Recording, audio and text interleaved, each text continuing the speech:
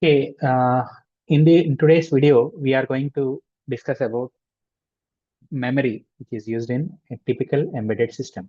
So memory is an important part of an embedded system, and the memory used in an embedded system, it can be either program memory or data memory. Okay, so generally we call the program memory as ROM and data memory as RAM. Okay, so certain embedded processor controllers contain built-in program memory and data memory, and this memory is known as on-chip memory.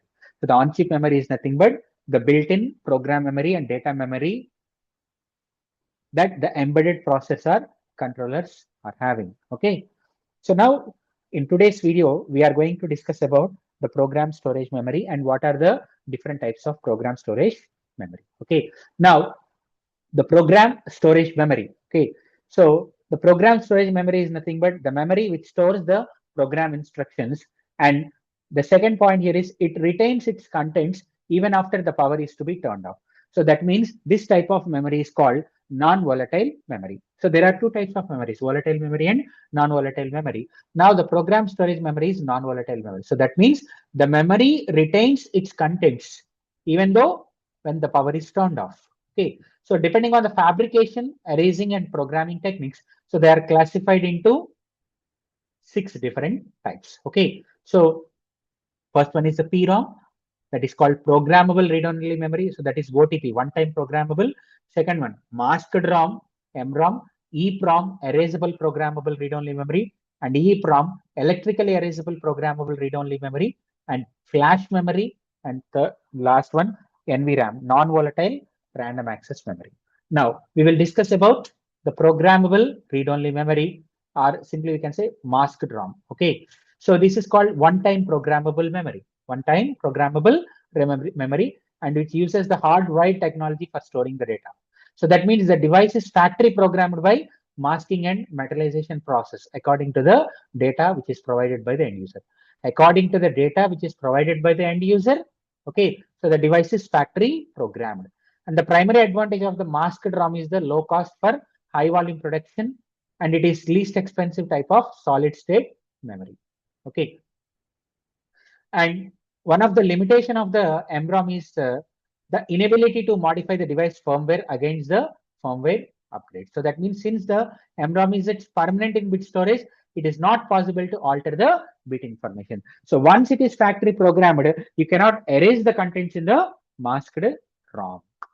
So that is the main drawback of the MROM or masked read-only memory. Okay, next one,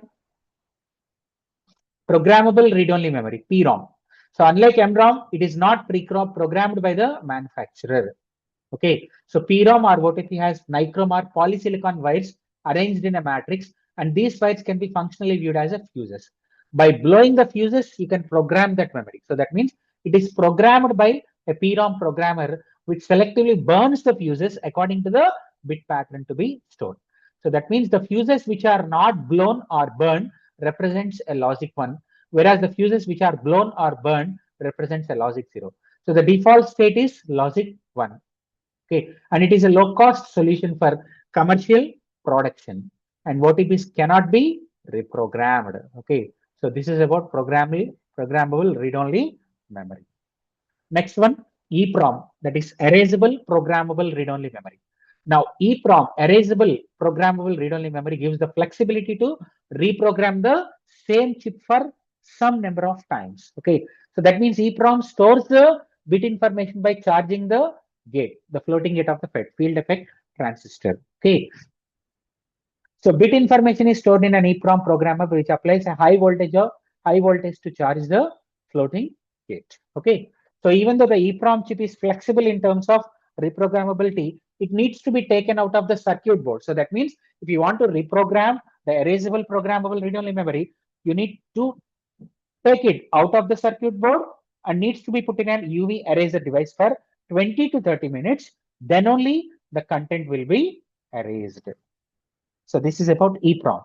Next one, electrically erasable programmable read-only memory. So that means EPROM memory gives the flexibility to reprogram the same chip using the electrical signals. That is called erasable, electrically erasable. And the information contained in the EEPROM can be altered by using the electrical signals at the register or byte level. They can be erased and reprogrammed within the circuit, and these chips include a chip which the mode that is called chip erase mode. It's called chip erase mode, and in this mode they can be erased in a few milliseconds, and it provides a greater flexibility for system design. The only limitation is the capacity is limited when compared with the standard ROM.